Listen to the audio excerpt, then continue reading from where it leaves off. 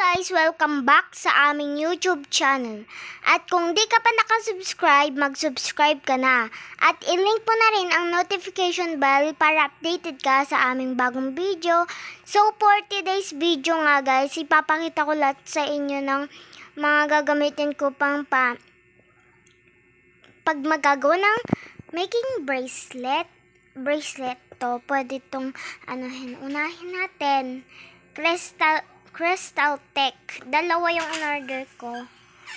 Tapos guys, ito gunting. Gunting siya. Malit, pero malit lang guys siya. Tapos po, hindi ko alam yung tawag dito eh. Kung alam niyo po, comment nyo lang.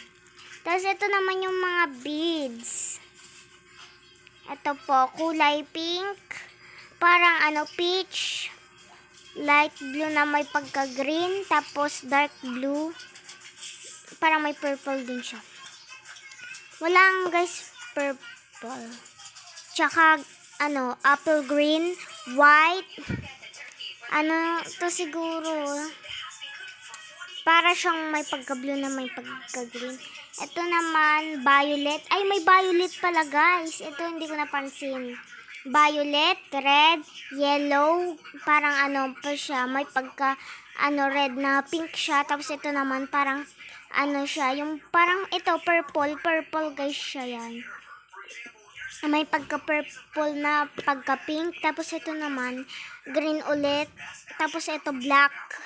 Tapos ito yung mga letter na pwede mong ilagay, mga ganon. Tapos ito naman, ito din yung ilalagay na kung gusto nyo may kulay o walang kulay. Tapos ito naman yung emoji guys, at saka yung heart. Yun lang guys. Thank you for watching. Bye!